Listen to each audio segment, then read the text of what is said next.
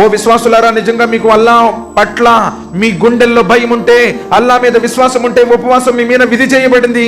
ఏ విధంగానైతే పూర్వపు విశ్వాస సంఘాల మీద ఉపవాసం విధిగా చేయబడిందో. ఎందుకంటే లాల్లకం తత్తకం, దీని ద్వారా మిమ్మల్ని మీరు భయభక్తులు అవుతారు. తక్వా పరేజ్ మీలో వచ్చేస్తుంది. ఆ దేవుని యొక్క భీతి, అల్లా యొక్క భీతి మీ గుండెల్లో జనిస్తుంది. చూడండి, మిట్ట మధ్యాహ్నం నాలుక దప్పకితో పిడకట్టిపోతుంది, ఆకలితో అలమటిస్తా ఉన్నాము, ఇంట్లో ఎవరు లేరు, చల్లటి నీళ్లు ఉన్నాయి, ఫ్రిడ్జ్లో టేబుల్ మీద పళ్ళు పలహారాలు ఉన్నాయి. 1 లీటర్ నీళ్ళు తాగేసి 4 కాయలు తినేసి బయటకు వచ్చామనుకోండి, ఎవరికైనా తెలుసా? ఎవడన్నా అడుగుతాడా? కానీ త్రాగలుగుతామా? ఎవరు చూడలేదు, ఎవరు లేరు ఇంట్లో, అందరూ ఏదో పని మీద బయటికి వెళ్ళిపోయారు, ఒక్కడవే ఉన్నావు. కానీ త్రాగడు, తినడు. ఎందుకు? అల్లా చూస్తున్నాడు.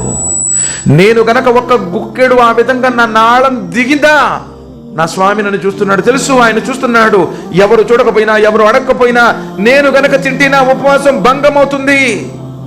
తప్పు చేసే ప్రతిసారి నిన్ను చూసేవాడు ఎవడో లేకపోయినా, అడిగేవాడు లేకపోయినా, నన్ను అల్లా చూస్తున్నాడన్న భీతిని కలుగజేసేటువంటిదే ఇది. లాల్లకుం తత్తకూన్, మీలో భయం భక్తి జనిస్తాయి. ఇది తక్వా వల్ల ఉపయోగం, ఈ రోజా వల్ల ఉపయోగం.